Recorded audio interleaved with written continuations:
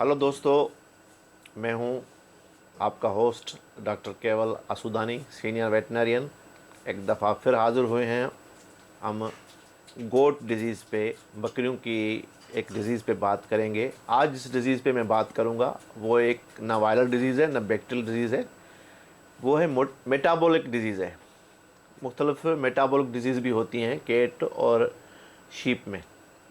आज हम जिस मेटाबॉलिक डिज़ीज़ की बात करेंगे वो है कीटोसिस इन गोट्स और शीप्स या प्रेगनेंसी टॉक्सीमिया, जो तौलीद के दौरान या प्रेगनेंसी के दौरान जो टॉक्सीमिया होती है उसको हम बोलेंगे प्रेगनेंसी टॉक्सीमिया। अब हमने देखना ये है कि ये प्रेगनेंसी टॉक्सीमिया या कीटोसिस जो है बकरियों में या भेड़ों में होती क्यों है, उसका सबब इसबाब क्या है और उसके जो साइन और सिम्टम क्या हैं, किस तरह हम जान सकते हैं कि ये हमारी बकरी में ये मसला हो गया है। आज हम इस पे तफसीली बात करेंगे। इसके लिए फिर मैं एक दफ़ा गुजारिश करूँगा, मेरा यूट्यूब चैनल सब्सक्राइब करें, बेल आइकॉन पे क्लिक करें ताकि आने वाली वीडियो आप तक पहुँचे, और अपने कमेंट्स ज़रूर दें, अपने राय भी दें, और अगर कुछ और जानना चाहते हैं तो आप वो भी ज़रूर उस पर राय दें, कमेंट्स दें कि हम उस पर वीडियो बनाएं। तो चलो शुरू करते हैं। Pregnancy toxaemia. Pregnancy toxaemia basically जो बकरी, हम डेयरी गोट होती हैं जो ज़्यादा दूध देने वाली बकरियां हैं, उनमें ज़्यादा देखी जाती है या पाई जाती है। और इसमें एक तो होती है बहुत फैटी बकरियां जो बहुत मोटी होती हैं, जिन पे चर्बी चढ़ी होती है, उनमें ज़्यादा चांसेस होते हैं। एक बहुत ही कमज़ोर जो बकरियां होती हैं या भेड़ें होती हैं, उनमें भी ये बीमारी नज़र आती है। और ये अब हम जाते हैं, चलते हैं कि ये है क्या, क्यों होती है। होता क्या है कि हमारी बकरी जो जब प्रेग्नेंट होती है तो मोस्टली जो 2 बच्चे होते हैं, 3 बच्चे होते हैं, उनमें चांसेस ज़्यादा होते हैं। जब पेट में 2 से 3 बच्चे होते हैं तो उन गोट्स में या भेड़ों में इस बीमारी के चांसेस ज़्यादा होते हैं।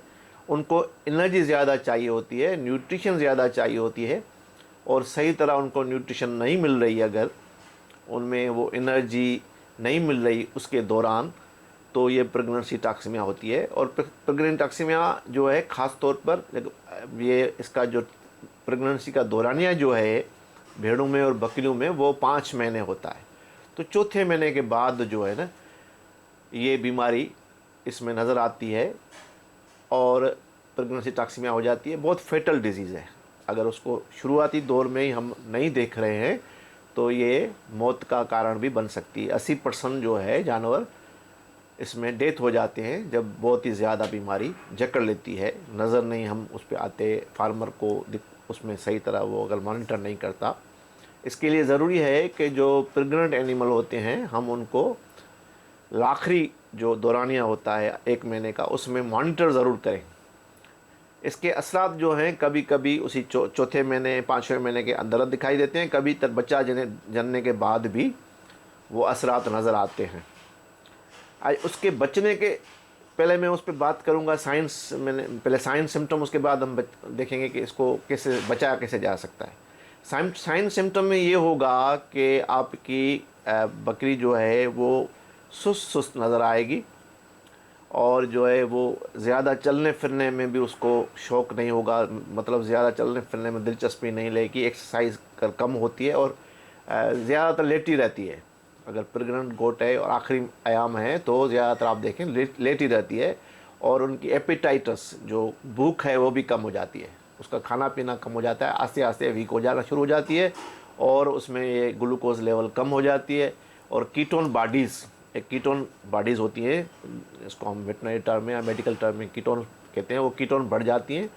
तो ये कीटोन है जहर, और जिस्म में जहर फैल जाता है। प्रेगनेंसी टॉक्सीमिया मतलब जहर, और जहर फैल जाने की वजह से जानवर शदीद बीमार हो जाता है, और सही तरह अगर उसका इलाज ना किया जाए तो मौत वाक़ई हो जाती है। अब हम देखें इससे बचा कैसे जा सकता है। आप कोशिश करें कि आप अपने जानवर को, अपने बकरी को या भेड़ को सही ग़िज़ा दें। दाने के साथ साथ जो घास होती है, सूखी घास, ख़ास तौर पर खुश्क घास जो है, हे जिसे हम बोलते हैं, वो बहुत ज़रूरी है। अगर वो साथ में देंगे तो उसकी जो यूटिलाइजेशन है फ़ीड की अच्छी तरह होगी, र्यूमन में सही तरह फ़ीड की यूटिलाइज़ होगी। जो भी दूसरा भी हम दे रहे हैं दाना वगैरह, उसकी भी सही यूटिलाइज़ होगी, उसको पूरा राशन मिलेगा। इसमें यह है कि आप आखिरी आयाम में खादो खुराक बेहतर करें जानवर की, उसके साथ विटामिन और कैल्शियम की इजाफी खुराक भी ज़रूर दें। मार्केट में अवेलेबल होती है, मुख्तलिफ कैल्शियम प्रोडक्ट्स हैं। आप मेरी वेबसाइट पे जाए, विज़िट करें, उस पर काफ़ी विटामिन्स पड़ी हुई हैं, आप देख सकती हैं।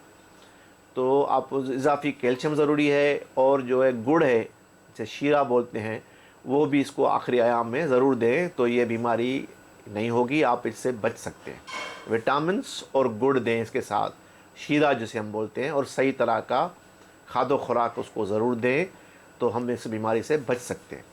होता इसमें जो है, आप एक टिपिकल जो साइन होता है, पहले भी मैं सिग्नेचर बता चुका हूँ, पर ये साइन मैं भूल गया। तो ये टिपिकल साइन एक होता है, उसको एक कीटोन की, मतलब जैसे सुरके की सरका होता है, सरके की खुशबू आती है, इस तरह की खुशबू आती है उसकी बकरी के पेशाब में, या उसके आप जो सांस जब बकरी लेती है, या उसके मुंह से एक टिपिकल किस्म के सुरके की खुशबू आती है।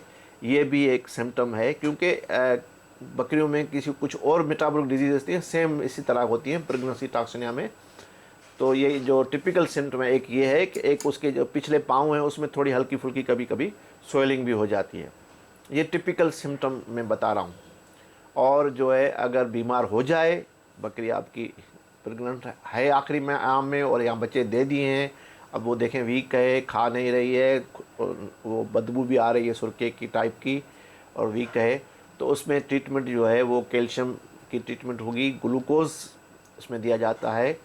और अगर प्रेगनेंसी मतलब बच्चा दे दिया है तो हाई डोजेस जो है अपना डेक्सामेथाजोन के भी दिए जाते हैं, और ग्लाइकोल, आमतौर पर जैसे मैं ग्लिसरीन कहूँ, ओरली ग्लिसरीन भी दी जाती है इसके इलाज के तौर पर।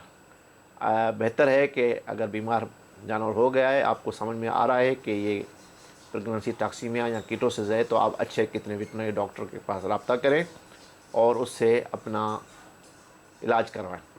बेहतर है होम रेमेडी से बचें, अपने खुद के इलाज कर टोटके करने से बेहतर है किसी अच्छे डॉक्टर से मशवरा करें। और एक बार फिर मैं रिक्वेस्ट करूंगा, मेरा चैनल ज़रूर सब्सक्राइब करें, अपने कमेंट्स ज़रूर दें। आइंदा हम आपके लिए इससे और अच्छी अच्छी वीडियोस आपके लिए लाएं। बड़ी मेहरबानी, शुक्रिया।